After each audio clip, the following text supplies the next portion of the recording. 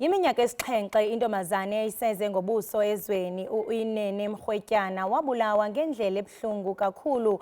Oku kwenzeke isankxwe kwihlabathi jikelele. Ukanti ke uInene wayintombazane nentshisakalelo eyisebenzisa ilizwi lakhe ukulwa nemingeni ichaphazela amantombi kuquka namanina. Yiyo loo nto ke namhlanje sibona uInene Mrwetyana Foundation encedisana nokulwa ukuhlukunyezwa kwamanina. Ukanti le foundation ngomhla we-15 baza kubamba umngcelelo ojolise ukunika ingqalelo kumanina ahlukunyezwayo. Ukanti ke sizawuthi sidlane indlebe noNomangwane Mrwetyana ongumama uInene Mrwetyana osuka khona kwi-uInene Mrwetyana Foundation. Mama masikubulise sikwamtyele SABC lihaye sibambe ngazibini ngexesha lakho.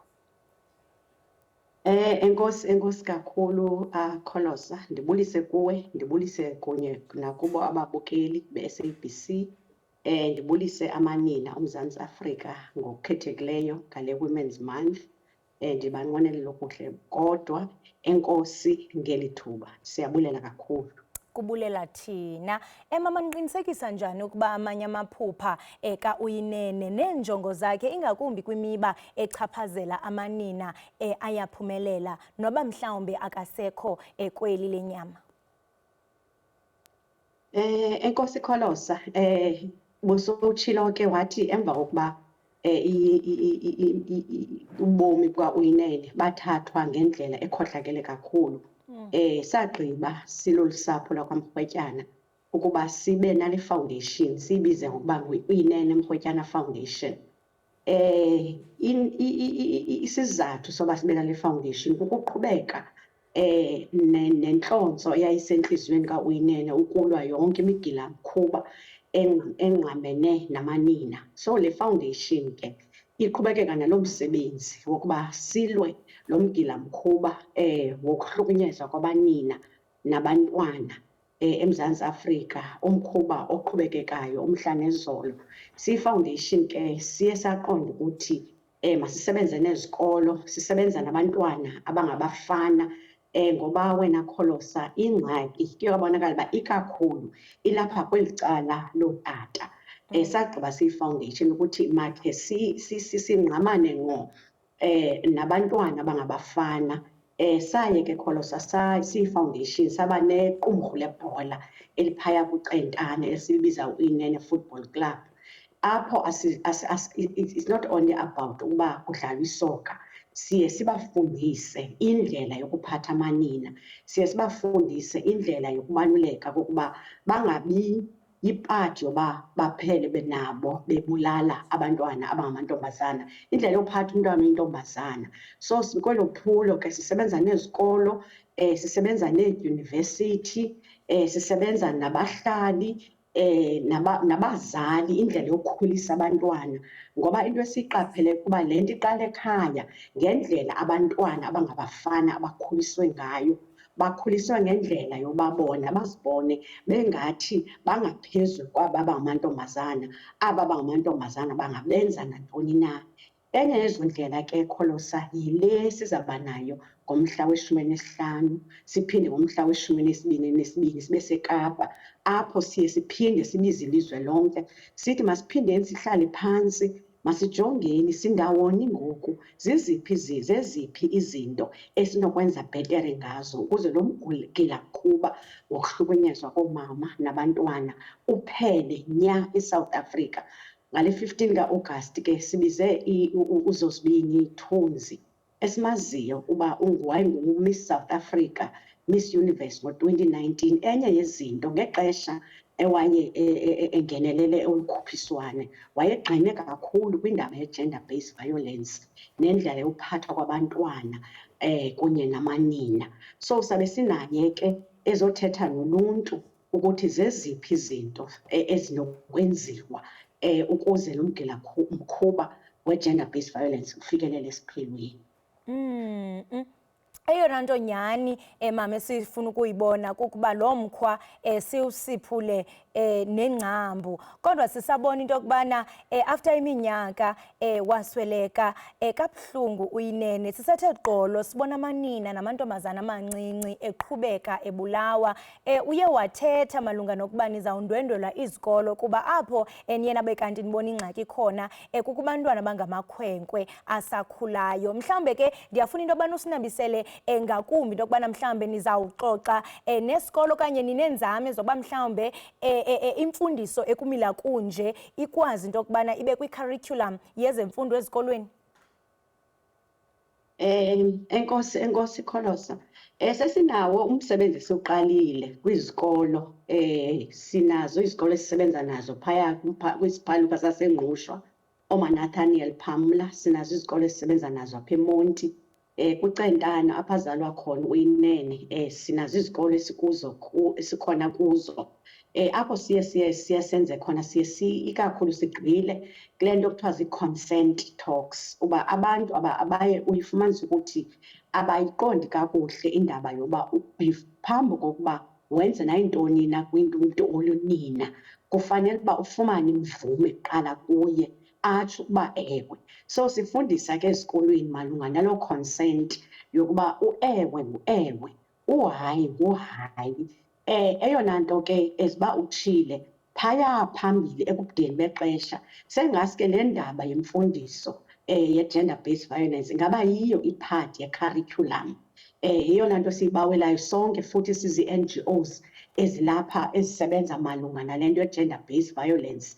Siyi-Inene Mrwetyana Foundation siyafuna ukubona ngomso indaba ye-gender based violence iyiphathi ye-curriculum, njengoko upresident wethu ebewatsho wathi yi-national disaster le.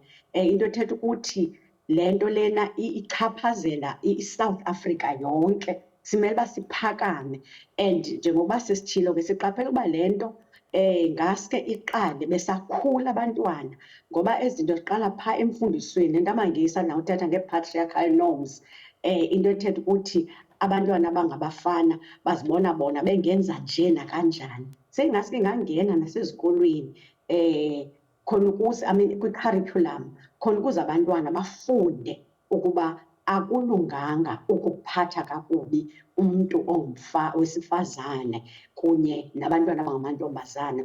Nazo zonke ezinye ii-groups ke i-LGBTQIA++ community nazo eziye ziphatheke kakubi kakhulu, ngoba siyawubona lo mgilamkhuba eziba usitsho Khulisa awupheli. Ngelinye ixesha ufuna utyhafa, kodwa ke phinde sizixelele uba ilizwe lijonge kuthi, sizi-NGOs, ilizwe lijonge kuthi njengoba sasithembisile sathi sawuqhubekeka nomlo uYinene wawulwayo eposini, sazimisa siyifemeli. Sithi sesifuna utyhafa kodwa siqonda uba ifuna kwathina, ifuna wonke umntu waseSouth Africa, kwikona yakhe nganye, ifuna abantu abangootata babafundise abantwana abangabafana. Kuba yenye into ebalulekileyo Kholosa uba abantu abangootata baphakame, babe ngabo abahamba phambili kule nto, ngoba okusalayo ngabo oonobangela. And ndicela uxolo ngokutsho but ngabo oonobangela in the sense that lo mgilamkhuba uza ngeli cala lesini sobudoda. So bonke abantu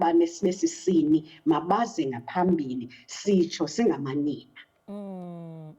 Siyaqonda into yokubana seluthethile mama malunga nomngcelele enizawuthi nibe nawo, nalapho nithena bekanti nikrweca uzozibini ithunzi njengomnye wabantu abaza kuba bekhona balapha kule ndawo. Mhlawumbe ngeyiphi eminye imiba ezawuthi icangcathwe, ingaba mhlawumbe nithena bamema nabesebe, kuba kaloku siyaqonda into yokubana enye yezikhalazo kukuba abantu bathi sebeye emapoliseni beyoripota la matyala, ufumanise into yokubana akanikwa ngqalelo. Ufumanise mhlawumbe kumanye amatyala apho umntwana uthe wabe kanti uyadlwengulwa kube khona i-delay kwizinto ze-DNA backlog, nalapho iinkcukacha manani zikhwanqisa kakhulu, kuthiwa zingaphaya kwe-100,000 ii-DNA backlogs. Mhlawumbe kulo mngcelele akhona amasebe karhulumente ingakumbi ezomthetho enithena bekanti niyamameba into yokubana bathathe inxaxheba?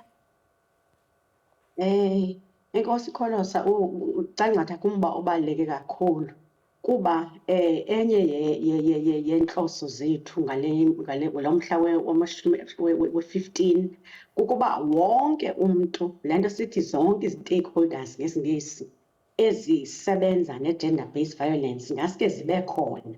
So simemile kangoko bonke NPA, South African Police Services, simemile urhulumente, social development, simemile wonke umuntu, i-NGOs, izikolo, ii-universities, wonke umuntu, abahlali, wonke umuntu makabe khona nge-15 khona ukuze siyoyise le mpi.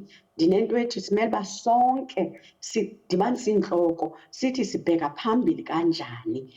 As uba usitsho, abanye abantu zininzi iikheyisi ezingaripotwayo ngoba abantu batyhafiswa yi-justice system yethu. And then ngoko sibamemile ukuthi bazocacisa baphinde babuyisele isidima se-reporting. Abantu baphinde babathembe.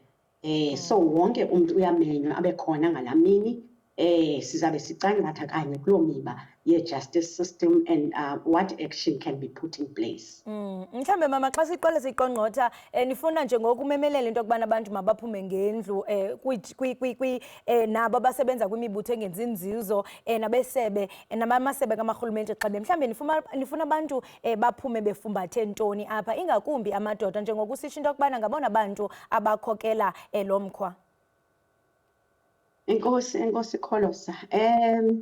Siyasimema sonke isizwe sase-South Africa masize ngalamini.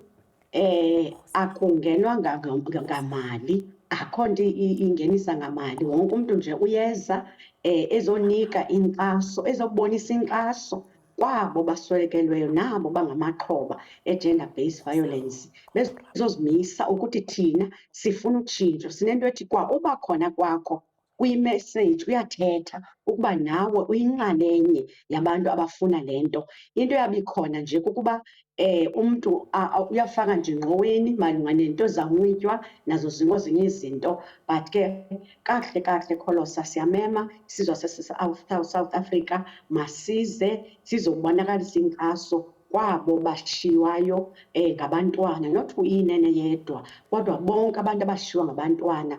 Futhi sisima nefamily yase-St. Stephen's onomntwana usandufunyanwa beswelekile kwihotele ethile. Siyema nezo families. Ezinye zezi zinto azide ziye ziripotwe noripotwa. So sithi makuziwe sizoxhasa zonke ezi families, sizoxhasa nabo basaphilayo abaye baxhatshazwa. Inkosi ke Kholosa. Mama masibulele kakhulu ngexesha lakho. Siyathemba into yokubana konke kuzawuthi ukuhambe kakuhle kulomngcelele ingakumbi kuminqweno namaphupha uInene benayo ingaske singabona nyani lo mkhwa usiphuleka nengcambu. Enkosi kakhulu mama, siyabulela ngexesha lakho. Kholosa, inkosi. Right, bukeli we-SABC lihaye besihlala indlebe ke noNomangwane Mrhwetyana ongumama kaUyinene Mrhwetyana. Yena ke mbukeli usuka pha kuUyinene Mrhwetyana Foundation.